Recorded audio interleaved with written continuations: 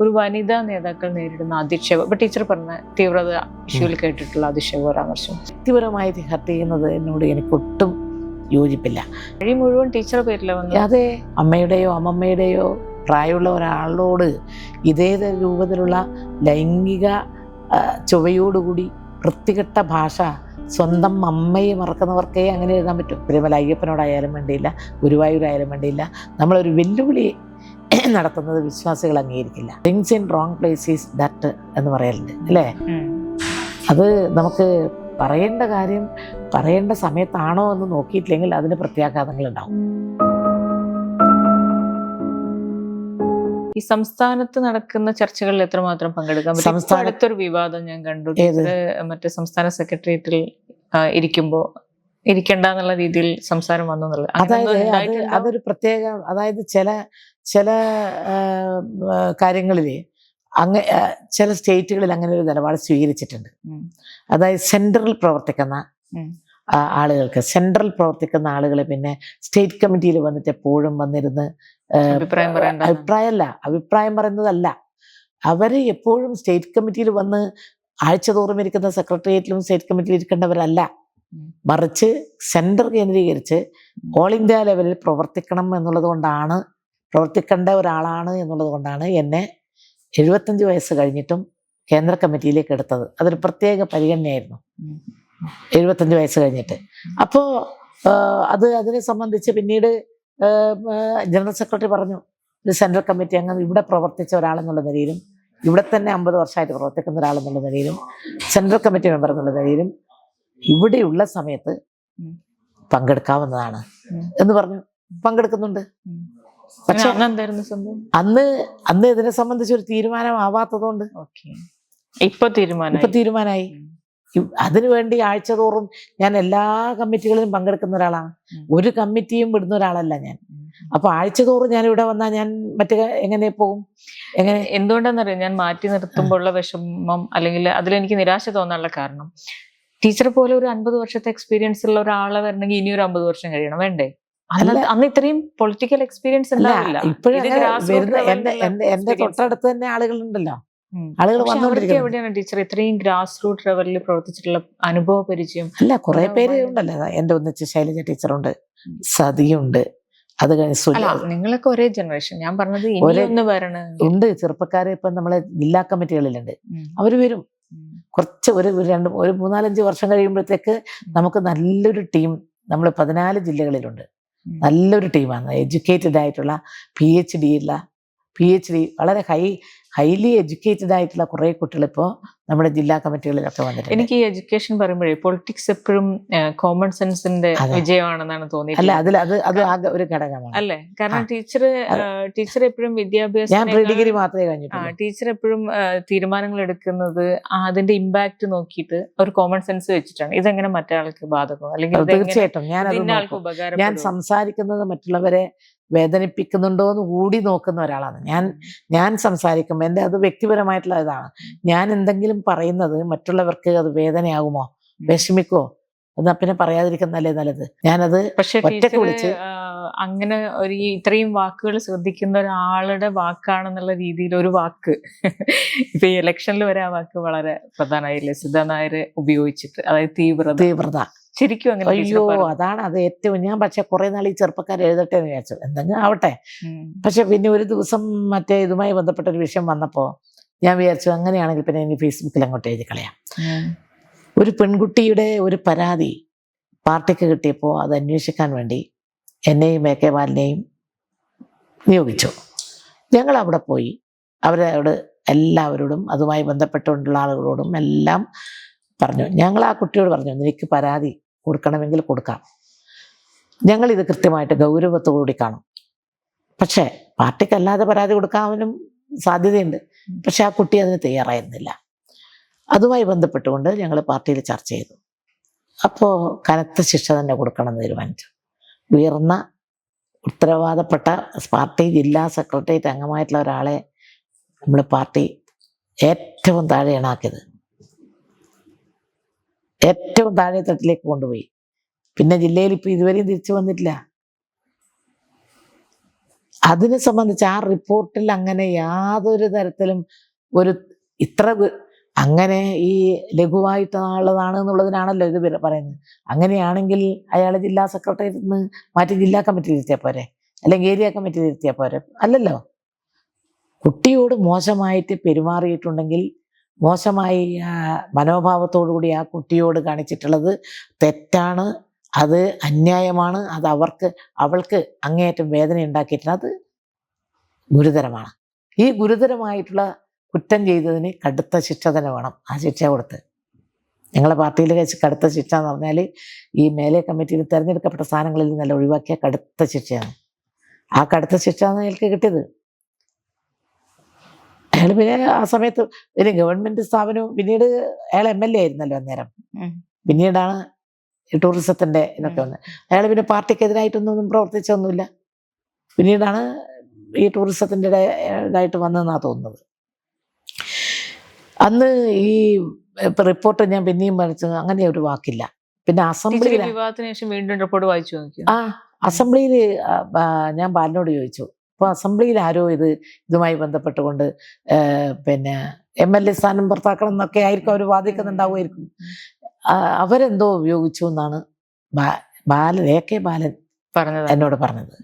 അവരെന്തോ ഒരു വാക്ക് ഇങ്ങനെ വെച്ചു. അത് വെച്ചുകൊണ്ടാണ് പിന്നീട് അത് ഉപയോഗിച്ചോ ഇല്ലയോ എന്നുള്ളത് നോക്കിയിട്ടല്ലല്ലോ, അത്രയും മോശമായിട്ട് അതിന്റെ പഴി മുഴുവൻ ടീച്ചറുടെ പേരില വന്നത്. അതെ, പഴീന്ന് മാത്രമല്ല, അത്രയും വൃത്തികെട്ട വൾഗറായിട്ടുള്ള ചെറിയ പ്രായക്കാരായിട്ടുള്ള ആളുകൾ ഒരിക്കലും ഒരു അമ്മയുടെയോ അമ്മമ്മയുടെയോ പ്രായമുള്ള ഒരാളോട് ഇതേ രൂപത്തിലുള്ള ലൈംഗിക ചുവയോടുകൂടി വൃത്തികെട്ട ഭാഷ സ്വന്തം അമ്മയെ മറക്കുന്നവർക്കേ അങ്ങനെ എഴുതാൻ പറ്റൂ.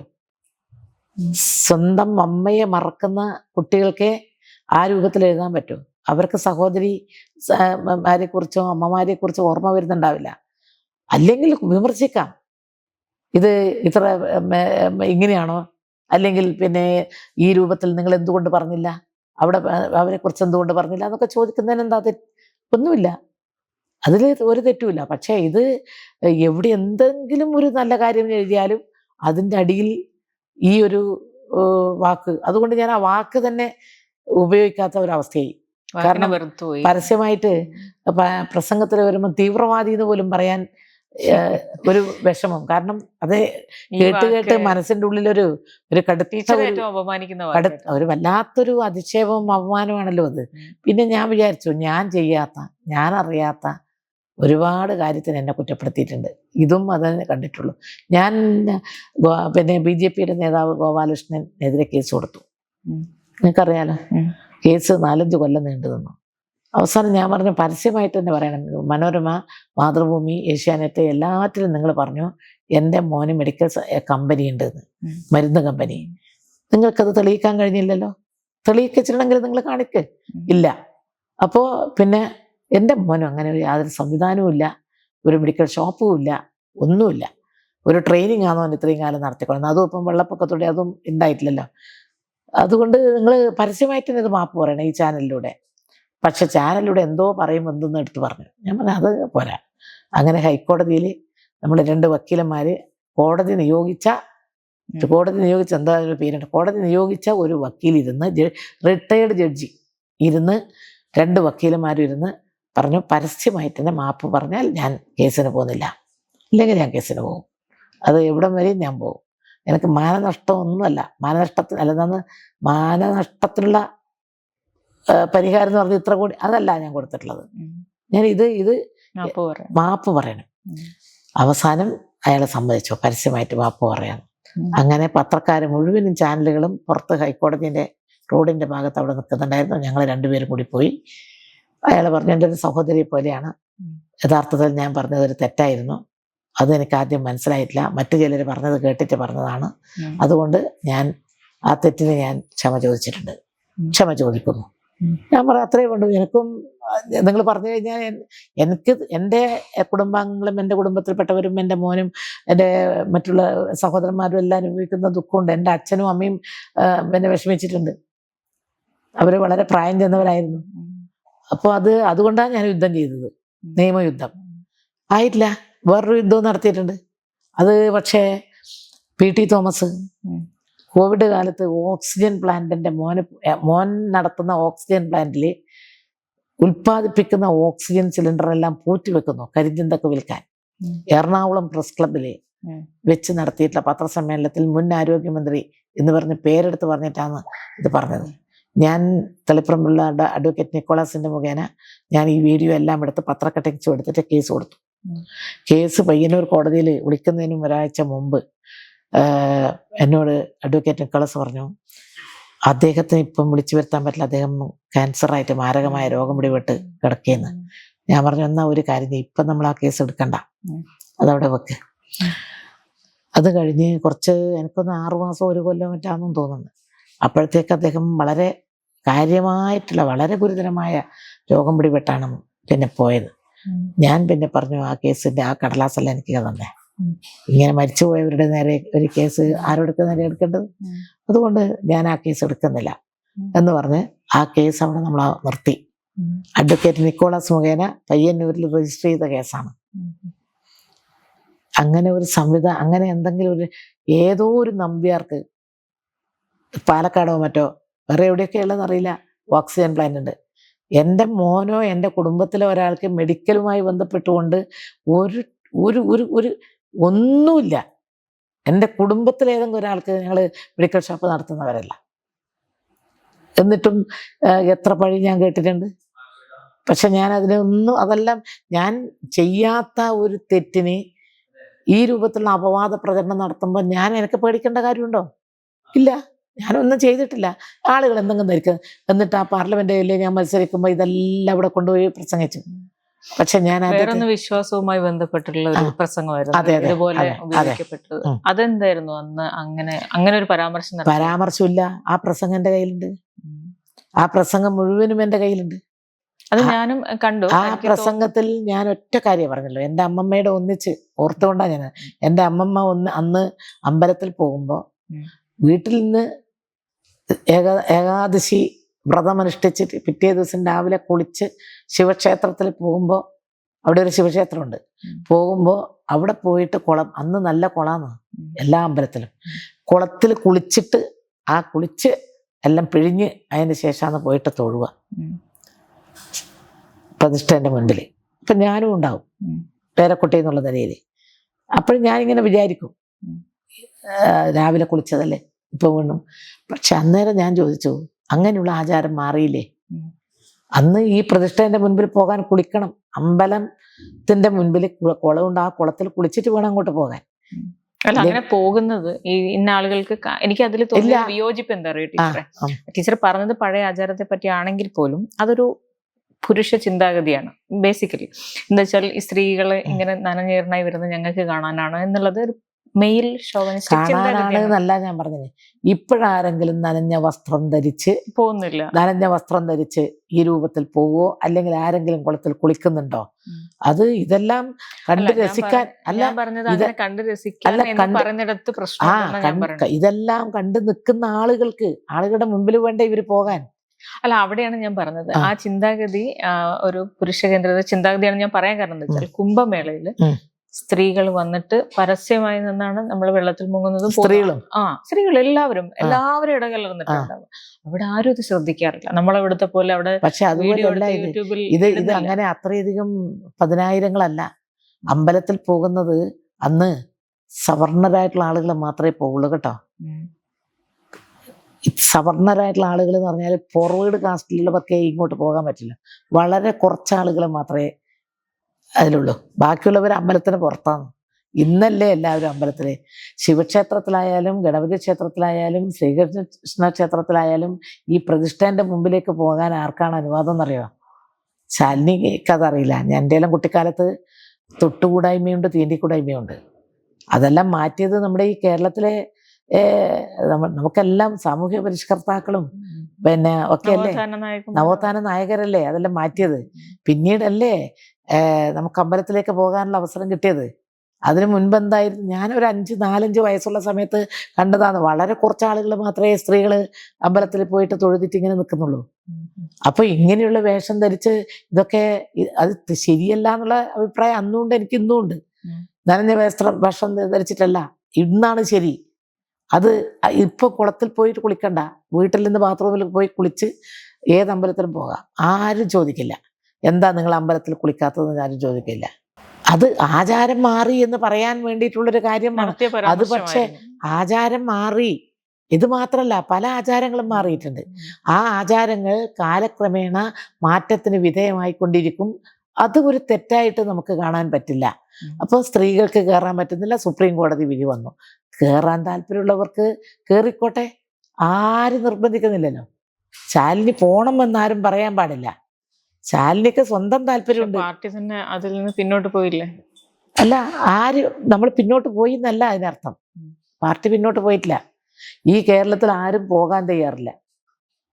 പോകാൻ തയ്യാറുണ്ടെന്ന് പറഞ്ഞിട്ട് വരട്ടെ ചെറുപ്പക്കാര്. പക്ഷെ രണ്ടുപേര് കയറിയത് തന്നെ അതിലൊരു അവരുടെ അത് കയറി എന്ന് പറയുന്നത് അതില് കയറി എന്ന് പറയുന്ന ആ രണ്ടുപേരുടെ അതൊരു ഭക്തി എന്ന് പറയുന്ന ഒരു പ്രധാന ഘടകല്ലേ. ഈ ശബരിമലയിൽ പോകുന്നത് അയ്യപ്പനെ കാണാനും ദർശനം കിട്ടാനും വിശ്വാസമല്ലേ. ഈ വിശ്വാസികളെ കാണല്ലോ അവിടെ പോകേണ്ടത്. നമ്മൾ മറ്റു പോകുന്നത് വെല്ലുവിളിക്കാൻ വേണ്ടി പോകുന്നത് സമൂഹം അംഗീകരിക്കില്ല. എനിക്ക് തോന്നുന്നു അന്ന് CPM-ന്റെ ഈ നവോത്ഥാന മതിലിനെ ചിലര് ഹൈജാക്ക് ചെയ്തിട്ട് ഇങ്ങനെ ചെയ്താണെന്ന് തോന്നിയിട്ടുണ്ട്. കാരണം അവരുടെ ബാക്ക്ഗ്രൗണ്ട് വേറെ. അതൊന്നും എനിക്ക് തോന്നില്ല. എന്തോ അന്നൊരു ഇതൊക്കെ ഒരു പിന്നെ ഇത് ഞാനെന്നാ അന്ന് വെല്ലുവിളിച്ച് കളയാന്നുള്ള മട്ടിൽ ചിലർക്ക് തോന്നിയത്. അതിനോട് എനിക്ക് യോജിപ്പില്ല വ്യക്തിപരമായിട്ട്. കാരണം നവോത്ഥാന മതിലിന്റെ എല്ലാ എന്താ പറയുക പുരോഗമനവും അതെ, അത് ശരിക്കും പറഞ്ഞാൽ അങ്ങനെയൊന്നും ആയിരുന്നില്ല ചെയ്യേണ്ടിയിരുന്നത്. അത് തന്നെ വളരെ മോശമായിട്ടുള്ള, നമുക്ക് സമൂഹം അംഗീകരിക്കാത്ത ചില വേഷത്തിലൊക്കെ അതൊരു വെല്ലുവിളിയാണ്. അത് ഭക്തജനങ്ങളുമായിട്ട് ബന്ധപ്പെട്ടുകൊണ്ട് ശബരിമല അയ്യപ്പനോടായാലും വേണ്ടിയില്ല, ഗുരുവായൂരായാലും വേണ്ടിയില്ല, നമ്മളൊരു വെല്ലുവിളി നടത്തുന്നത് വിശ്വാസികൾ അംഗീകരിക്കില്ല. വിശ്വാസികളുടെ വിശ്വാസവും സംരക്ഷിക്കാൻ എല്ലാവർക്കും ബാധ്യതയുണ്ട് അല്ലേ. അവരെ ബോധ്യപ്പെടുത്തൽ മാത്രമല്ല, അവരുടെ വിശ്വാസത്തെ സംരക്ഷിക്കാനുള്ള ബാധ്യതയുള്ളവരാണ് സമൂഹം, ഗവൺമെന്റും സമൂഹവും. നമ്മളെല്ലാം വിശ്വാസികൾക്കെതിരായി നിന്ന് വിശ്വാസികളെ യുദ്ധപ്രഖ്യാപനം നടത്താൻ നമുക്ക് പറ്റില്ല. അത് അവരുടെ വിശ്വാസം, അവരുടെ അവകാശം. അത് അന്ന് അവരത് ചെയ്തത് കൊണ്ട് മാത്രമാണ് എനിക്ക് തോന്നുന്നു CPM-നോ അല്ലെങ്കിൽ കേരള സർക്കാരിനോ അത്രയും വിമർശനം നേരിടേണ്ടി വന്നത്. അല്ല, വിമർശനം അല്ലെങ്കിലും ഒരു തെറ്റും ചെയ്യില്ലെങ്കിലും വിമർശനം വരും. ഇപ്പം തെരഞ്ഞെടുപ്പിൽ ഇപ്പം ഈ തോൽവി ഉണ്ടായി. ഇത്രയും നല്ല വികസന പ്രവർത്തനവും ഇത്രയും നല്ല വെൽഫെയർ സ്കീമും ഇങ്ങനെ പട്ടിണി കേരളത്തിൽ ഇല്ല. ഇപ്പോൾ പട്ടിണി പൂർണ്ണമായും കേരളത്തിൽ നിർമ്മാർജ്ജനം ചെയ്യപ്പെട്ടിട്ടുണ്ട്. എനിക്ക് കുറച്ച് വിശ്വാസമുണ്ട്. അത്തരത്തിലേക്ക് വന്നിട്ടുള്ള ഒരു കാലഘട്ടത്തിൽ അതല്ലല്ലോ ഇവിടെ ചർച്ച ചെയ്തത്. വികസനം അല്ലല്ലോ ഇവിടെ ചർച്ച ചെയ്തത്. പക്ഷെ അത് ചർച്ച ചെയ്യണ്ടേ ടീച്ചറെ? ഇല്ല, വികസനം ചർച്ച ചെയ്തിട്ടില്ല. സ്വർണ്ണക്കൊള്ള ചർച്ച ചെയ്യണ്ടേ? അല്ല, അത് ചർച്ച ചെയ്യണം. ചർച്ച ചെയ്യുന്നത് ആരാണ് എന്നുള്ളതാണ്. അത് ആര് എന്ന് പറഞ്ഞിട്ടാ ചർച്ച ചെയ്യുക? ഇങ്ങനെ സ്വപ്നത്തിൽ നിന്ന് കണ്ടിട്ട് ഇങ്ങനെ എടുത്തിട്ട് ചർച്ച ചെയ്യല. അതിന്റെ ഉത്തരവാദികളായിട്ടുള്ളവർ ആരായാലും ശിക്ഷിക്കണം എന്നുള്ള നിലപാടെടുത്ത ഗവൺമെന്റും പാർട്ടിയാണ് കേരളത്തിലുള്ളത്. എന്നിട്ടും വികസനം ചർച്ച ചെയ്യണ്ടേ? ക്ഷേമപ്രവർത്തനം ചർച്ച ചെയ്യണ്ടേ? ഈ കേരളത്തിൽ ഇന്ന് എല്ലാവർക്കും ഒരു മാന്യമായിട്ട് ജീവിക്കാൻ കഴിയുന്ന ഒരു സാമൂഹ്യ ആരോഗ്യം, വിദ്യാഭ്യാസം, തൊഴില്, അതുപോലെ ക്ഷേമ പ്രവർത്തനങ്ങൾ, ഇതൊക്കെ സ്ത്രീപക്ഷവുമായി ബന്ധപ്പെട്ടെടുക്കുന്ന തീരുമാനങ്ങൾ, ഇതെല്ലാം യഥാർത്ഥത്തിൽ അതിനൊരു മാർക്കില്ലേ? പക്ഷെ ആ മാർക്ക് ഇടാൻ വേണ്ടി തയ്യാറായ ജനങ്ങളെ അതിൽ നിന്ന് തിരിച്ച് നമ്മുടെ കേരളത്തിലെ കുറേ മാധ്യമങ്ങൾ വലിയ സോഷ്യൽ മീഡിയയിലൂടെ വളരെ വൾഗറായിട്ട്, വളരെ മോശമായിട്ട് ഉള്ള രീതിയിലാണ് കുപ്രചാരണം നടത്തിയിട്ടുള്ളത്. ഈ കുപ്രചാരണത്തിൽ കുറേ ആളുകൾ വീണുപോയി എന്നുള്ളതും ഒരു സത്യം തന്നെയാണെന്ന് എനിക്ക് തോന്നുന്നു. ഇനി എങ്ങനെയാ വിശ്വാസം തിരിച്ചെടുക്കും? ഇപ്പൊ നിയമസഭാ ഇലക്ഷൻ അതിലൊന്നും ഒരു വിഷമമില്ല. ഞാൻ ശാലിനിയോട് ചോദിക്കട്ടെ, 2010 ഞങ്ങൾ LDF VS ഗവൺമെന്റ് ഭരിക്കുമ്പോൾ 2010 ഇതിനേക്കാളും വലിയ തോൽവി ഉണ്ടായിന് പഞ്ചായത്തില് കേട്ടോ. പക്ഷേ 2011 ഇലക്ഷനിൽ കേരള ചരിത്രത്തിൽ ആദ്യമായി 2 സീറ്റിന്റെ വ്യത്യാസത്തിൽ ആണ് LDF-ന് നഷ്ടപ്പെട്ടത് അല്ലേ. ഇപ്പോഴതല്ല, അതിന്റെ 10 ഇരട്ടി ക്ഷേമപ്രവർത്തനം നടത്തിയിട്ടുള്ള ഒരു കാലഘട്ടത്തിൽ ഈ 2-3 മാസങ്ങൾക്കുള്ളിൽ ജനങ്ങൾ തിരിച്ചറിയും, ഒരു പുതിയ കേരളം കെട്ടിപ്പടുക്കാൻ ശ്രമിക്കുന്ന ഗവൺമെന്റിനെ തന്നെ ആണ് വേണ്ടത് എന്നുള്ളത് ജനം തിരിച്ചറിയും. വീണ്ടും നിയമസഭയിലേക്ക് വരുമോ? അല്ലെങ്കിൽ ഞാൻ അതിനെ കുറിച്ചൊന്നും ആലോചിക്കാറേയില്ല. എന്നെ ഏൽപ്പിച്ച അത് പൊതുസമൂഹത്തിന് നഷ്ടമല്ലേ ടീച്ചറെ? ഞാൻ നേരത്തെ പറഞ്ഞ പോലെ എക്സ്പീരിയൻസ് ഉള്ളവരെ മാറ്റി നിർത്തിയാൽ പൊതുസമൂഹത്തിന് എക്സ്പീരിയൻസ് ഉള്ളവർ വേണം എന്നുള്ളത് ഒരു യാഥാർത്ഥ്യമാണ്. കാരണം എക്സ്പീരിയൻസ് ഉള്ളവരും മുതിർന്നവരും ചെറുപ്പക്കാരും എല്ലാം അടങ്ങിയ സ്ത്രീകളും യുവാക്കളും അതുപോലെ മുതിർന്നവരും എല്ലാം കൂടി ചേർന്നത് തന്നെയായിരിക്കണം ഒരു ഒരു സർക്കാർ. അതിൽ സംശയമില്ലാത്ത കാര്യമാണ്. എക്സ്പീരിയൻസ് വളരെ പ്രധാനപ്പെട്ട ഒരു ഘടകം തന്നെയാണ്. അത് ജനങ്ങൾ ചർച്ച ചെയ്യുന്നുണ്ടെന്നാണ് എനിക്ക് തോന്നുന്നത്. ടീച്ചറെ പോലുള്ളവരെ മുഖ്യമന്ത്രി എന്നെ പോലെയുള്ളവരെയൊന്നല്ല കാണാൻ അതല്ല, അവസരം ലഭിക്കട്ടെ. അങ്ങനെയൊന്നും നമ്മൾ ഏതെങ്കിലും ഒരു സ്ഥാനം എന്നുള്ളതല്ല സ്ഥാനത്തിന്റെ അല്ല ഞാൻ പറഞ്ഞത്. ഇന്ന് ഇപ്പൊ കേരളം എല്ലാത്തിനും മാതൃകയാണ്. ഞാൻ പറയുന്നത്. പക്ഷേ ഇതാണ്, നമുക്ക് കേരളത്തിലായാലും ഇന്ത്യയിലെ ഏത് സ്റ്റേറ്റിലായാലും ഏത് രാഷ്ട്രീയ പാർട്ടി ആയാലും സ്ത്രീകൾക്ക് കുറെ കൂടി പരിഗണന കൊടുത്തുകൊണ്ട് അവരുടെ ഡിസിഷൻ മേക്കിംഗ് ബോഡിയിൽ അവരുടെ ഒരു റോള് ഒരു ഒരു ഒരു 20-10 എന്നുള്ളത് ഒരു 20% വർദ്ധിപ്പിക്കേണ്ടുന്ന കാലം അതിക്രമിച്ചു കഴിഞ്ഞു. അങ്ങനെ ഒരു 20% വരുമ്പോഴാണ് നമ്മൾ പിന്നീട് അതായത് ഒരു വലിയ സഭക്കകത്ത് ഇത്രയും വർഷം കഴിഞ്ഞിട്ടും ഒരു 10% മാത്രമേ സ്ത്രീകൾ ഉള്ളൂ എന്ന് പറയുന്നത് നമ്മുടേതുപോലുള്ള സംസ്ഥാനത്തിന് നമുക്ക് ഒരു ക്ഷീണമാണ്. പകരം 57 മുതൽ നമ്മൾ ഗവൺമെന്റ് രൂപീകരിക്കുന്നുണ്ട്. ആ അത്രയും ഈ കാലഘട്ടത്തിനിടയിൽ 10% നിന്ന് അങ്ങോട്ട് ഉയരുന്നില്ല. ആ 10% നിന്ന് ഒരു 20% ഉയർത്തിയെടുക്കാനുള്ള കാലം അതിക്രമിച്ചു കഴിഞ്ഞു എന്ന തോന്നലാണ് എനിക്കുള്ളത്. അതാണ് യഥാർത്ഥത്തിൽ ആദ്യം ചെയ്യേണ്ടത്. ആദ്യം ചെയ്യണം. അല്ല, ഞാൻ ഇങ്ങനെ പറയുമ്പോഴേ പാർട്ടി വേദികളിൽ ഇത് എത്രമാത്രം പറയാൻ പറ്റുന്നുണ്ട് 20% കൊണ്ടുവരണം എന്നുള്ളത്? അല്ല, ഞങ്ങൾ പറയുന്നുണ്ട്. ഞങ്ങൾ പാർട്ടി കമ്മിറ്റികളിൽ എടുക്കുന്ന കാര്യത്തെ സംബന്ധിച്ച് അതുകൊണ്ട് മാറ്റം വന്നിട്ടുണ്ട്. ആ പറയുന്നത് കൊണ്ടാണ്. അല്ലെങ്കിൽ ഞങ്ങളുടെ കമ്മിറ്റികളിൽ, ഏരിയ കമ്മിറ്റികളിലൊക്കെ ഒരാളേ ഉള്ളൂ. ഇപ്പോഴത് 3 പേരൊക്കെ ഉണ്ട്. ജില്ലാ കമ്മിറ്റികളിൽ 2 പേരേ ഉള്ളൂ. ഇപ്പൊ അത് 6 പേര് 7 പേരൊക്കെ ആയിട്ട് വരുന്നുണ്ട്. സ്റ്റേറ്റ് കമ്മിറ്റിയിൽ ആൾ വർദ്ധിച്ചിട്ടുണ്ട്.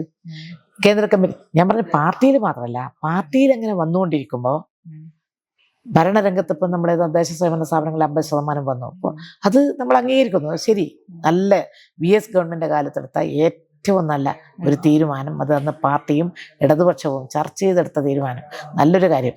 അതുപോലെ നമ്മുടെ ലോകത്തിൻ്റെ എല്ലാ ഭാഗങ്ങളിലും സർക്കാരുകളിൽ, ഗവൺമെന്റുകളിൽ 30% മാത്രമല്ല 40%, 45% വരുമ്പോൾ ഇന്ത്യയിൽ ഏറ്റവും മുന്നിൽ നിൽക്കുന്ന നമ്മുടെ സംസ്ഥാനത്ത് സ്ത്രീ മുന്നേറ്റം പ്രകടമായിട്ട് സംസ്ഥാന തലത്തിലെ നിയമനിർമ്മാണ സഭയിൽ, ഡിസിഷൻ മേക്കിംഗ് ബോഡിയിൽ നമ്മുടെ ഈ 10% എന്നുള്ളത് നമുക്ക് ഒരു 20% ആയിട്ട് ഉയരേണ്ടുന്ന കാലം അതിക്രമിച്ചു എന്ന് ഞാൻ പറയുമ്പോൾ ആദ്യത്തെ സ്റ്റെപ്പ് അതാണ്.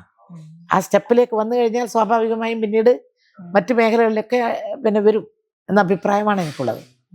അങ്ങനെ പ്രതീക്ഷിക്കുന്നുണ്ടോ അടുത്ത കാലത്ത് മാറ്റം? അല്ല, വരണം എന്ന് നമ്മൾ ആവശ്യപ്പെടും. വന്ന് ആവശ്യപ്പെട്ടുകൊണ്ടിരിക്കുന്നുണ്ട്, ആവശ്യപ്പെടുന്നുണ്ട്. പക്ഷെ അത് കൂട്ടായിട്ടുള്ള ഓരോ ജില്ലക്കകത്തും ചർച്ച ചെയ്യുമ്പോൾ ഏറ്റവും നന്നായിട്ട് പ്രവർത്തിക്കുന്ന ആളുകൾ ആര് എന്നുള്ളത് നോക്കും. ഏറ്റവും അധികം പോപ്പുലാരിറ്റി ആർക്കാണുള്ളത് നോക്കും. അങ്ങനെയുണ്ടല്ലോ. ഇപ്പോൾ ഒരു ജില്ലക്കകത്ത് ഒരു സ്ത്രീ, അത് കഴിഞ്ഞാൽ പിന്നെ ആര് നോക്കുമ്പോഴത്തേക്ക് അതിനേക്കാൾ ജയിക്കാൻ ജയസാധ്യത ആർക്കാണെന്ന് നോക്കുമ്പോൾ സ്ത്രീയേക്കാൾ പുരുഷനാണ്. ഇതാണ് പലപ്പോഴും അതിൽ, അതായത് സ്ത്രീ, അതുകൊണ്ടാണ് ഞാൻ പറയുന്നത് സ്ത്രീകൾ പൊതുപ്രവർത്തന രംഗത്തേക്ക് സജീവമായിട്ട് വരണം. അങ്ങനെ സജീവമായിട്ട് വരുന്ന സന്ദർഭത്തിൽ അവരെ തടയാൻ കഴിയും. ടീച്ചറെ, ഈ സജീവമായിട്ട് വരണം എന്ന് പറയുമ്പോഴേ ഇപ്പൊ ഞാൻ ഏറ്റവും ഒടുവിൽ നമ്മൾ കേൾക്കുന്നത് MLA ഉൾപ്പെടെ ഉള്ള ഇടതുപക്ഷത്തായാലും MLA-മാരുണ്ട്, UDF-ലെ MLA ഒക്കെ സ്ത്രീ പീഡന ആരോപണം നേരിട്ടു. ഇത് കണ്ടുവരുന്ന ഒരു പെൺകുട്ടി എങ്ങനെയാണ് ഇപ്പോൾ രാഷ്ട്രീയ രംഗത്തേക്ക് വരിക? മാത്രമല്ല, ഒരു വനിതാ നേതാക്കൾ നേരിടുന്ന അധിക്ഷേപം, ഇപ്പൊ ടീച്ചർ പറഞ്ഞ തീവ്രത ഇഷ്യൂവിൽ കേട്ടിട്ടുള്ള അധിക്ഷേപ പരാമർശം, ഇപ്പൊ KK രമ തുടങ്ങുന്ന കാലം തൊട്ട് ആസ്ഥാന വിധവ എന്നാണ് അവരെ വിളിച്ച് പരിഹരിച്ചുകൊണ്ടിരിക്കുന്നത്. ഒട്ടും ശരിയല്ല. അപ്പൊ ഒട്ടും ശരിയല്ല. അങ്ങനെ രമേനെ വിളിച്ചത് ഞങ്ങളെല്ലാം പറഞ്ഞിട്ടുണ്ട്. ഞങ്ങൾക്കെല്ലാം വളരെ ശക്തമായ എതിർപ്പാണ്. അങ്ങനെയൊന്നും ഒരാളെയും പറയാൻ പാടില്ല. മാത്രമല്ല, ഇത്തരത്തിലുള്ള ലൈംഗികമായിട്ടുള്ള അതിക്രമമോ അല്ലെങ്കിൽ സെക്ഷൽ ഹരാസ്മെന്റോ അതല്ലെങ്കിൽ സ്ത്രീക്ക് ഇഷ്ടപ്പെടാത്ത എന്തെങ്കിലും ചെറിയ ചലനമോ ഒക്കെ എന്തു തന്നെ ആയാലും, അത് ആരുടെ ഭാഗത്തുനിന്നായാലും, അത് രാഷ്ട്രീയക്കാരുടെ ഭാഗത്തുനിന്നായാലും, സിനിമക്കാരുടെ ഭാഗത്തുനിന്നായാലും, കച്ചവടക്കാരുടെ ഭാഗത്തുനിന്നായാലും, അല്ലെങ്കിൽ പ്രൊഫസറുടെ ഭാഗത്തുനിന്നായാലും, അതൊക്കെ ഇവിടെ നടക്കുന്നുണ്ട്. പക്ഷെ രാഷ്ട്രീയക്കാരാകുമ്പോൾ അത് കുറെ കൂടി. കാരണം അവര് ഈ സമൂഹത്തിന് മാതൃകയാവേണ്ടുന്നവരാണല്ലോ. ഈ സമൂഹത്തിൽ ഇത് വർദ്ധിച്ചു വരികയാണ്. പ്രത്യേകിച്ച് മയക്കുമരുന്നിൻ്റെ എല്ലാം ഉപഭോഗം വീട്ടിനകത്തും പുറത്തും തൊഴിൽ രംഗത്തും എല്ലാ മേഖലയിലും സ്ത്രീയോട് വളരെ മോശമായിട്ട് പെരുമാറുന്നവരുടെ എണ്ണം കൂടിക്കൂടി വരുന്നു എന്നുള്ളത്. അത് രാഷ്ട്രീയ രംഗത്ത് മാത്രമൊന്നുമല്ല, എല്ലാ മേഖലയിലുണ്ട്. പക്ഷെ രാഷ്ട്രീയ രംഗത്ത് പ്രവർത്തിക്കുന്നവർ പൊതുപ്രവർത്തകരാണെന്നുള്ളതും സമൂഹത്തിന് വേണ്ടി പ്രവർത്തിക്കുന്ന ഉത്തരവാദിത്തമുള്ളവരാണ് എന്നുള്ളത് കൊണ്ടും ഒരിക്കലും അവരുടെ ഭാഗത്ത് ഉണ്ടാകാൻ പാടില്ലാത്തതുണ്ടായാൽ ആര് തന്നെയായാലും അവർ അതിശക്തമായിട്ട് എതിർക്കപ്പെടേണ്ടവരാണ്. അവർക്കെതിരെ നിയമം സംവിധാനം വളരെ ശക്തമായിട്ട് നിലപാട് സ്വീകരിക്കണം. ഇപ്പോഴൊരു വളരെ പ്രധാനപ്പെട്ട ഒരു വിധി ഉണ്ടായല്ലോ, ഉന്നാവോയിലെ 17 വയസ്സായിട്ടുള്ള പെൺകുട്ടിയെ BJPയുടെ ഒരു MLA വീട്ടിനകത്ത് വെച്ച് അച്ഛൻ സാക്ഷിയായിട്ട് പുറത്തു നിൽക്കുമ്പോൾ റേപ്പ് ചെയ്ത കേസുമായി ബന്ധപ്പെട്ടുകൊണ്ട് ആ അച്ഛനെ പിന്നീട് വീട്ടിനകത്ത് കസ്റ്റഡിയിൽ വെച്ച് കൊന്നു. എന്നിട്ട് വീട്ടിനകത്തോ വീട്ടിൽ അറസ്റ്റ് ചെയ്ത് കൊണ്ടുപോയി പോലീസ് സ്റ്റേഷനിൽ വെച്ച് കൊന്നു. ആ പെൺകുട്ടിയുടെ വിധി, ആ കീഴ്ക്കോടതിയുടെ വിധി, ശിക്ഷ കൊടുത്ത വിധി കൊലപാതകവും റേപ്പും നടത്തിയിട്ടുള്ള വിധി ഇപ്പോൾ അലഹബാദ് ഹൈക്കോടതി BJPക്കാരനായിട്ടുള്ള പ്രതിക്ക് വേണ്ടിയിട്ടുള്ള വിധിയാണ് ഉണ്ടായത്. ആ ജഡ്ജ്മെന്റ് അങ്ങേയറ്റം ദുഃഖകരമായി പോയി. അയാള് ഇപ്പോൾ MLA അല്ല, അതുകൊണ്ട് ഇതിൽ പറഞ്ഞിട്ടുള്ളതൊന്നും അത്ര വലിയ ഇതായിട്ട് എടുക്കാനില്ല ഇപ്പോൾ എന്ന് പറഞ്ഞിട്ട് വെറുതെ ജാമ്യം കൊടുക്കുകയായിരുന്നു, ശിക്ഷ റദ്ദ് ചെയ്തു. ഇത് നമ്മളറിയാലോ, വിനേഷ് ഫോഗട്ട്. സ്വാധീനമുള്ളവർ സ്വാധീനിക്കും പോലെ ചെയ്യും. അത് ഈ സമൂഹത്തിൽ ഇന്ന് നിലനിൽക്കുന്ന പാട്രിയാർക്കി സംവിധാനത്തിന്റെ ഒരു ദൗർബല്യമാണ്. സ്ത്രീക്കൊരു വിലയില്ല. ഞാൻ പറഞ്ഞ സൈബർ ബുള്ളിങ്ങും ഇപ്പൊ രാഹുൽ മാങ്കൂട്ടത്തിന്റെ കേസ്, ആ സമയത്താണ് വീണ്ടും ടീച്ചർക്ക് നേരെ ഭയങ്കരമായ സൈബർ ബുള്ളിങ്. അതുപോലെ ഞാൻ പറഞ്ഞില്ലേ, KK രമ, ആസ്ഥാന വിധവ, ഇപ്പൊ ശോഭാ സുരേന്ദ്രൻ, അതായത് കുറച്ചൊരു സ്ട്രോങ് ആയിട്ട് സംസാരിക്കുന്ന വനിതാ നേതാക്കൾ, അതായത് അപ്പാർട്ട് ഫ്രം പാർട്ടി പൊളിറ്റിക്സ്, ഏത് കേസായാലും ഞാൻ ശക്തമായിട്ട് ഇടപെട്ടിട്ടുണ്ട്. ഒരു വാക്കെങ്കിലും പറയാണ്ട് ഞാൻ പോയിട്ടില്ല. പ്രത്യേകിച്ചും ഈ സോഷ്യൽ മീഡിയയിൽ ഞാൻ തുടങ്ങിയതിന് ശേഷം ശ്രദ്ധിക്കുന്നവർക്ക് നിങ്ങൾ എന്തുകൊണ്ട് അത് നിർത്തില്ല, എല്ലാറ്റിനും ഞാനെതിരെ ഒരു വാക്ക് എഴുതും. എൻ്റെ ശ്രദ്ധയിൽപ്പെട്ടതാണെങ്കിൽ, ചിലപ്പോൾ വടക്കേന്ത്യയിലൊക്കെ ആണെങ്കിൽ അത് അറിയാണ്ട് പോകുന്നുണ്ടാവും. അറിയുന്നതാണെങ്കിൽ അത് തെറ്റാണ് എന്നുള്ള രീതിയിൽ തന്നെ ഞാൻ പറയും. ഈ സൈബർ ബുള്ളിങ്ങിന് ടെൻഷൻ ആയിട്ടുണ്ടോ, പേടിച്ചിട്ടുണ്ടോ? എന്ത് കാര്യത്തിന്? എങ്ങനെ പേടിച്ചിട്ട് എന്താ കാര്യം? അങ്ങനെ നമ്മൾ തെറ്റാണെങ്കിൽ നമ്മൾ തിരുത്താൻ ശ്രമിക്കും. തെറ്റ് ചെയ്യാത്തതിനെ ഈ രൂപത്തിൽ അപവാദം പ്രചരണം നടത്തുന്നവർ അവര് സഹിച്ചോളൂ. അവർക്ക് അതിന് എന്തെങ്കിലും ഇടുന്നെങ്കിൽ കിട്ടട്ടെ എന്നേ ഞാൻ വിചാരിക്കാറുള്ളൂ. എനിക്കതിനെ കൊണ്ട് ഒരു ദോഷവും ഇതുവരെ വന്നില്ല. ഈ ടീച്ചർ നേരത്തെ പറഞ്ഞ ഒരു സംഭവത്തിലേക്ക് വരുമ്പോഴേ, ഞാൻ ആ വനിതാ നേതാക്കളും കുറച്ചുകൂടെ ജാഗ്രത പുലർത്തണ്ടേന്ന് എനിക്ക് തോന്നിയ ഒരു സന്ദർഭം എന്ന് വെച്ചാൽ, ഇപ്പൊ ലസിത നായരുടെ പരാമർശം അവരവിടെ തോറ്റുപോവുകയും ചെയ്തു. മാത്രമല്ല അത് വളരെ നെഗറ്റീവായിട്ട് ഇടതുപക്ഷത്തെ ബാധിച്ചു. നമ്മുടെ പത്തനംതിട്ട. അപ്പൊ അങ്ങനെ ഒരു പരാമർശം അതായത് അവര് ഈ അടുത്ത കാലത്ത് ഹെഡ് മിസ്ട്രസ് ആയിട്ട് റിട്ടയർ ചെയ്തതിന് ശേഷം ഈ അടുത്ത കാലത്ത് ഒരു ലെഫ്റ്റ് മൈൻഡഡ് ആയിട്ടുള്ള ഒരു സഹോദരിയാണ്, നല്ല ഒരു ടീച്ചറാണ്. പക്ഷെ ഇവർക്ക് ഇത് എന്താണ് ഈ പറയുന്ന ഇതുണ്ടല്ലോ, എന്താണെന്ന് പോലും ഞാൻ അന്വേഷിച്ചപ്പോൾ അവർക്കത് അറിയില്ല. അറിയാതെയാണ് പരാമർശം. അല്ല, ഈ വാക്ക് ഇങ്ങനെ എന്നെ കുറിച്ച് എഴുതുന്നുണ്ടെന്നുള്ളത് അവർക്കറിയില്ല. അവരിപ്പോ അടുത്ത് 2-3 വർഷമായിട്ടുള്ളൂ വന്നിട്ട് 3 വർഷമായി. ശരിക്കും നമ്മൾ അതുവരെ അധ്യാപക സംഘടനാ രംഗത്താണ്, പിന്നീട് ഞങ്ങളുടെ ഉത്തരവാദിത്വമില്ലാതെ നടത്തിയൊരു പരാമർശം ഭയങ്കര ക്ഷീണം ചെയ്തു. അല്ല, അത് അവരുടെ ഭാഗത്ത് അങ്ങനെ ഒരു പത്രസമ്മേളനം നടത്തി ചോദിക്കുമ്പോൾ അതെന്താണെന്ന് അന്വേഷിക്കട്ടെ എന്ന് പറയുന്നതിന് പകരം അത് അങ്ങനെയാണ് ഇതിങ്ങനെയാണ് എന്നൊക്കെ പറയുന്നത് അത് ശരിയായിട്ടുള്ളൊരു സമീപനമല്ല. പക്ഷെ അവർക്ക് അതിനെ സംബന്ധിച്ച് അത്രക്കൊക്കെ രാഷ്ട്രീയമായ ധാരണയുള്ളൂ, ഞാൻ മനസ്സിലാക്കിയെടുത്തോളാം. ഇപ്പൊ ടീച്ചറൊക്കെ ആണെങ്കിൽ ഒരു ഇലക്ഷൻ വരുവാണെങ്കിൽ നമ്മളോടൊക്കെ പ്രതികരിക്കും, ഞാൻ ഇപ്പൊ പറയില്ല കേട്ടോ, ഇലക്ഷൻ കഴിഞ്ഞിട്ട് പറയാം. അതെ, അങ്ങനെ പറയാറില്ല. പിന്നെ അത് ഒളിച്ചോട്ടല്ല, നമുക്ക് പറയേണ്ടുന്ന കാര്യം നമ്മൾ പറയേണ്ട സമയത്ത് പറയണം. അനവസരത്തില് things in wrong place is that എന്ന് പറയലുണ്ട് അല്ലേ? അത് നമുക്ക് പറയേണ്ട കാര്യം പറയേണ്ട സമയത്താണോ എന്ന് നോക്കിയിട്ടില്ലെങ്കിൽ അതിന് പ്രത്യാഘാതങ്ങൾ ഉണ്ടാവും. വളരെ നെഗറ്റീവായി. ഉം. ഏതായാലും ടീച്ചറെ ഇനി ഞാൻ കാണുമ്പോൾ ഒരു ഉന്നത പോസ്റ്റിൽ ഞാൻ എന്താന്ന് വെച്ചാൽ ഞാനിപ്പോ ഒരു ഉന്നത administrationല് പോസ്റ്റിലല്ലേ ഉള്ളത്. അങ്ങനെയല്ല, അഡ്മിനിസ്ട്രേഷനിൽ ഞാനിപ്പോ- ഇരിക്കുന്നത് വളരെ പ്രധാനപ്പെട്ട ഒരു ആയിക്കോട്ടെ മോളെ, കാര്യമാണ്. ആയിക്കോട്ടെ. അത് അങ്ങനെ കാണാൻ സാധിക്കട്ടെ അങ്ങനെയല്ല, എന്ന് ഞാൻ ആഗ്രഹിക്കുന്നു. അങ്ങനെ ഒരുപാട് ആഗ്രഹങ്ങൾ പലരും പറയാറുണ്ട്. പക്ഷെ ഞാൻ ഈ ആഗ്രഹത്തിന്റെ പിറകെ ഞാൻ പോകാറില്ല. എന്നാൽ ഏതെങ്കിലും ഒരു സന്ദർഭത്തിൽ അങ്ങനെ വരുന്നുണ്ടെങ്കിൽ എനിക്കത് സന്തോഷമേ ഉള്ളൂ. അതൊന്നും ഇല്ലെങ്കിലും ഞാൻ സന്തോഷത്തോടുകൂടി പ്രവർത്തിക്കും. അതാണ് എൻ്റെ ഒരു സമീപനം. ഞാനിപ്പോൾ ഉത്തരേന്ത്യയിൽ മിക്കവാറും എല്ലാ സ്റ്റേറ്റുകളിലും പോയി. 2 പ്രാവശ്യം 3 പ്രാവശ്യം പോയി. ഈ 3 വർഷത്തിനുള്ളിൽ ജമ്മു കാശ്മീർ മുതൽ കേരളം വരെ തമിഴ്നാട് വരെ എല്ലാ സ്റ്റേറ്റുകളിലും ഞാൻ പോയി. അതെൻ്റെ ഉത്തരവാദിത്വം എന്നെ ഏൽപ്പിച്ചതുകൊണ്ട് ഞാൻ അതിനിടയിൽ ഒരു 2 മാസം എൻ്റെ ഹസ്ബൻഡ് അസുഖമായിട്ട് 1 മാസം കിടന്നു. അന്നേരം ഞാൻ ആശുപത്രിയിലായിരുന്നു. അതിനുശേഷം ഒരു 3 ആഴ്ച ഞാൻ വീട്ടിൽ, അദ്ദേഹം പോയതിന് ശേഷം പിന്നെ 3 ആഴ്ച കൂടി കഴിഞ്ഞു. അതിനുശേഷം ഞാൻ സമ്മേളനത്തിലേക്ക് പോയി. ഇപ്പം ഞങ്ങൾ 3 കൊല്ലത്തിന് ശേഷം സമ്മേളനമാണ്. ഇവിടെ നിൽക്കുന്ന മകന്റെ കൂടെയാണോ താമസിക്കുന്നത്? എൻ്റെ മോനും മോൻ്റെ ഭാര്യയും ഒരു മകനും അവിടെയുണ്ട്. ഇപ്പൊ സമാധാനമായിട്ട് പണ്ടത്തെ എൻ്റെ സ്വന്തം വീട്ടിൽ തന്നെ ഞാൻ അധ്യാപികയായിരിക്കുമ്പോൾ ഞങ്ങൾ അധ്യാപകരായി പ്രവർത്തിക്കുമ്പോൾ എടുത്ത വീട് തന്നെ അവിടെ തന്നെയാണ് താമസം. ഇപ്പൊ ഒരുപാട് വൈകി, ഒരുപാട് സന്തോഷം. കാരണം ടീച്ചർ ഒരു ട്രെയിൻ ശാലിനിയെ യാത്ര കണ്ടപ്പോ കഴിഞ്ഞിട്ട് എനിക്ക്, കാരണം എന്ന് പറഞ്ഞാൽ ആ കാലത്തെ മുഖത്തിലൊന്നും ഒരു വ്യത്യാസവും ശാലിനിക്കില്ല. അതേപോലെ തന്നെയുണ്ട്, അതേ ദേഹപ്രകൃതി. 2006 ഫസ്റ്റ് നമ്മളെ ശ്രീദേവി എല്ലാം കുറച്ച് മാറിയിട്ടുണ്ട്. അല്ലേ? അതെ, ശ്രീദേവിയും ശാലിനിയും പിന്നെ നമ്മുടെ പ്രവീണ അല്ല പ്രമീള പ്രവീണ ഇവരൊക്കെ ആയിരുന്നു അന്ന്. ഞാൻ ഒരിക്കലും മറക്കൂല ഈ കുട്ടികളെ. പിന്നെ എനിക്ക് വളരെ അന്ന് ഭയങ്കര ഒരു അഭിമാനമായിരുന്നു. ആ കാലഘട്ടങ്ങളിൽ ചെറുപ്പക്കാരായിട്ടുള്ള ജേർണലിസ്റ്റുകളോടൊപ്പം നമ്മുടെ ചാനലുകൾ വന്നിട്ടേ ഉള്ളൂ.